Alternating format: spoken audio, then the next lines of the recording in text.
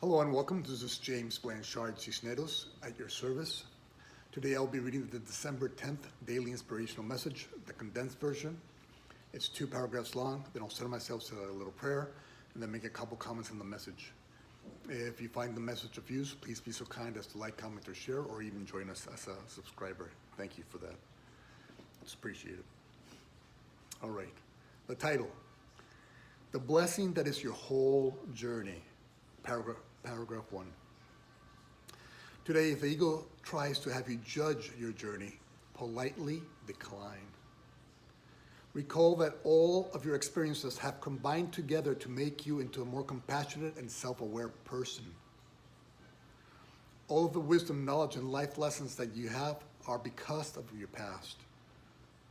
Now, when the ego tries to put you or others down for the past, recall the true gift that the past was to you. It is because of your past that you now have the coping tools that you have today. Right now, you are at your personal highest level of consciousness, thanks to everything you have experienced. Thus, allow gratitude and hope, not guilt and shame, to become your attitude towards yourself and your journey. The more you understand the sacred nature of your past, the more compassionate and understanding you will be towards the way you have chosen to grow. Paragraph 2. Today, if you feel any sense of sorrow, self-judgment, doubt, or self-loathing, stop and remember that God, being love and all, uses all your experiences for good. Each step of your journey is designed by the divine to help you grow, heal, and awaken. What further tears will you cry, or condemnations of self and others will you make when you recall the true nature of all things? My dear friend, you and your whole journey, being a creation of perfection, are a blessing to this world. Today, look deeply into the mirror and truly behold and learn to appreciate yourself as God's creation. Then, remember to look upon all of God's creations in this same fashion. Do so until each person's journey is seen by the divine truth in you. Do so until you see each person's journeys through God's eyes with love and non-judgment.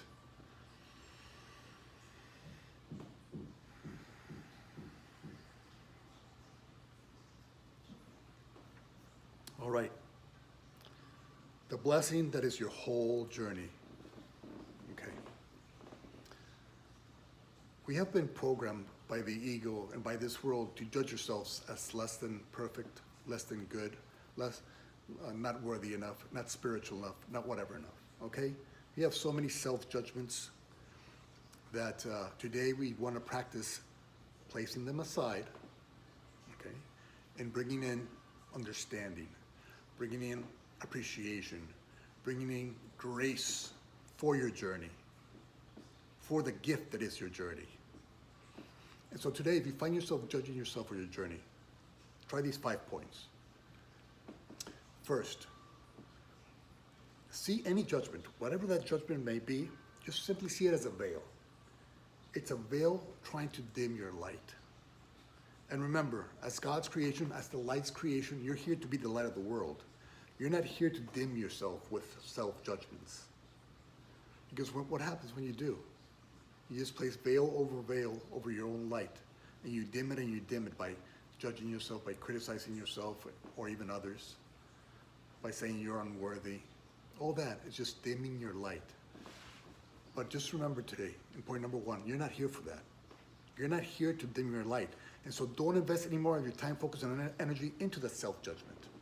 We have done plenty of self-judgments before. We know it gets us nowhere near the state of peace, nowhere near the state where we can really shine bright. And so let's place those self-judgments aside, seeing them as a veil. Let's lift the veil up and see, you know what? This veil does not belong before me. I'm just going to set it aside and shine bright. I'm not going to get stuck in the self-judgment. Okay, point number 2. To help you not get stuck in that self-judgment, just recall how useful your past has been to help you become the person you are today. The more compassionate, the wiser, the more forgiving, the kinder, the more charitable person that you are today. It's all thanks to your past and your past experiences. So when you realize this, is self-judgment really what you should have towards yourself? Or is a sense of appreciation and understanding and grace really the proper response to you and your journey? And so recall your past and how useful it has been to make you who you are today. And so when you're judging yourself today, just imagine how useful you overcoming your challenges and you letting go of your misperceptions will become to your future self. And so if your future self is being appreciative of your present self, then, be a little more graceful with yourself. And let go of those self-judgment thoughts that don't offer us anything we truly want or desire. Point number 3. Always remember, it's not about comparing yourself to others. It's always remembering that everybody is, no matter where they are in life, we are all at our highest level of consciousness. And so whatever tools we have now, those are the tools we are using in the present moment to try to let go of our self-judgments and come to a place of peace in regards to our journey. And so in every challenge that we have, in every situation that we have, we're always doing the best we can with the emotional, spiritual, and physical tools that we have. And so if we're doing the best we can in every moment, no matter how that moment seems to turn out to the ego, then appreciation should be your response to yourself for doing the best you can. Not self-judgment, not a sense of regret or shame or guilt. Appreciation. Yeah, in that moment I did the best I could with the emotional, spiritual, and tools that I had available to me. You know what? In the future I'll probably will do better, because I'll have more tools, but thanks to this moment right now. I think that was point number 4. Not sure. I don't know, okay. That was point number 3, I believe. Point number 4 I kind of mixed it up a little bit there, is if you're doing the best you can, then have grace. Have grace towards yourself. And we're all one. We're all one. And so when you have grace towards your brothers and sisters, guess what? You're teaching yourself, maybe unconsciously, to have grace towards yourself and your journey. And so if you're in the state of self-judgment, if you're putting down your journey, place it aside and have a little more grace for yourself. And when your brothers and sisters seem to be in an uncomfortable or darkened place within the journey, just remember, they're at the highest level of development too, individually. They're doing the best they can. They're making the best decisions they can with the information they have and the coping tools and mechanisms that they have. And so show grace towards your brothers and sisters. Don't judge them, don't condemn them, because we're all one. And so when you're judging them, you're just judging a part of yourself. You're just putting more veils over you that do not belong there. Okay, that's point number 4.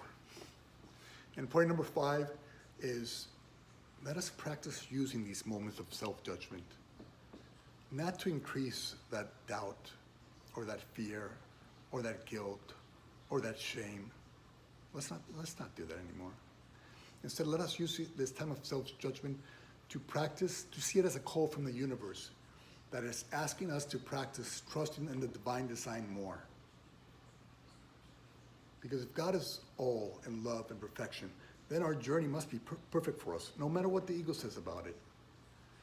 And so use these moments of self-judgment not to go deeper into the darkness, not to walk further into the darkness, but instead to use it to practice trusting the divine design. Practice trusting that whatever it is that you're going through, you're going to overcome it, you're going to overcome your challenges, and you're going to use them for good in some way, shape, or form. You're going to use your experience for good, because your experience is being designed by God along with your highest self. And so your journey must be perfect for you. And so no matter if the journey doesn't look perfect in the moment or the situation doesn't look perfect in the moment, that's only because you're viewing it through the ego's lens, a lens of fear and self-doubt and judgment and resentment and all that negative stuff. No. When self-judgment comes, place it aside in point number 5. and use those exact moments to practice immediately, say, trusting in the divine design. Say, okay, I don't know why this is happening in this manner, but you know what? I can understand that I've used my past to help me become a better, wiser, more knowledgeable person, kinder person. So I'm going to do the same now. I want to use this situation to become a wiser, more compassionate person, a more graceful and understanding human being, a human being that can appreciate each and every moment in each and every situation and each and every person. And so thank you, Divine Design. I'm going to trust you in this moment, and by doing so, become a brighter light in this world. Because if you, in the moment, are stuck to self-judgment, you just dim your own light. And you'll never feel fulfilled doing that, because you're here to be the light of the world. And if you're constantly allowing these false veils to be placed before your light, you're never going to shine bright. And so just place those veils aside. Place that false thinking aside, the ego's mindset aside. Or if you start to, something doesn't seem to be going the perfect way according to your ego, then it's somehow wrong or not good for you or not whatever. No. Now in point number 5, we just practice trusting in the divine design. And by doing so, we place our veils aside, place our self-judgments aside, and become the light of the world that God created us to be. We appreciate the moment. We know that this moment is here for us. This moment is here because in some way it's going to help us grow, heal, and awaken, and shine bright. So thank you this moment. Thank you, persons in this moment. Thank you, situation that's occurring now. Thank you. Thank you. All, I'm going to be able to use all for good. All right. Hopefully those 5 points were somewhat